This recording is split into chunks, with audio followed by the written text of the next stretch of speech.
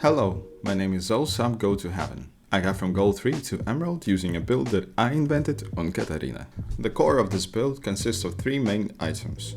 The first important item is Kraken. Normally, Kraken is regarded as a precondition for buying Rageblade because of the crit, but I view it as an item that does three things. First, makes your deal hybrid damage. Second, removes the need to buy armor penetration items. Third, raises the value of every AP item that you buy. Think of it this way. Every AP item that you buy after Kraken not only adds scaling to your abilities, but now also gives you physical damage on hit. For any other normal mage, this wouldn't be that much big of a deal.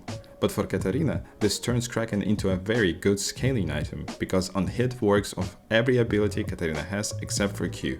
That means that even without your R, you can reliably proc Kraken 2 times while the enemy runs around trying to avoid your passive.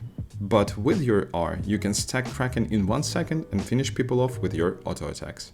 The second item and the soul of this build is Crown of the Shattered Queen. I haven't found one single League of Legends app that recommends this item, and I assume it's because of three things. The redundant mana bonus, Lost Chapter build path, the fear of getting poked before the fight, and resetting the cooldown of the item. Let's address these problems one by one. First, the redundant mana bonus is easily overshadowed by other stats that Crown gives.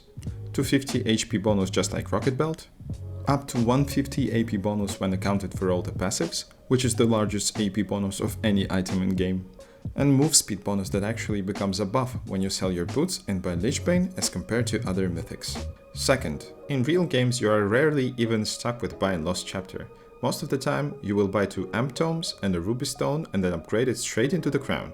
Less commonly, you will either buy the Lost Chapter in one click or upgrade it from the Amp Tome, but you're never actually stuck with Sapphire Crystal. Even if you consider that to be a temporary small loss in gold, take a look at how much time we spent having the most terrible build path for Nashor's Tooth as the first item, and you'll see that it makes even less difference for a second item. Third, the fear of getting poked before the fight. This one is propagated mostly by Reddit dwellers, and I consider it to be the most informative of problems. You see, because you're afraid to be poked and restart the cooldown of the Crown, it actually forces you to play correctly as an assassin, to hide from enemies until you have an opportunity to sneak a kill and start cleaning up.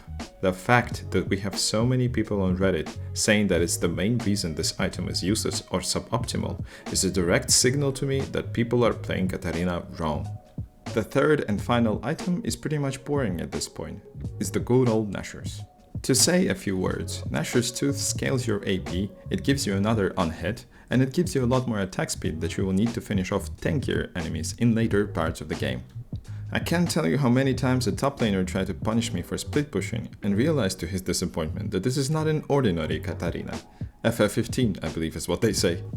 This is the complete build with runes, sums and early game items. I use pretty much everything that revolves around surviving the lane phase and then being able to carry while joining any teamfight with teleport and Kraken in your backpack. The rest of the build is situational and basically you can pick everything you like as long as it gives you AP, because that will feed your Kraken.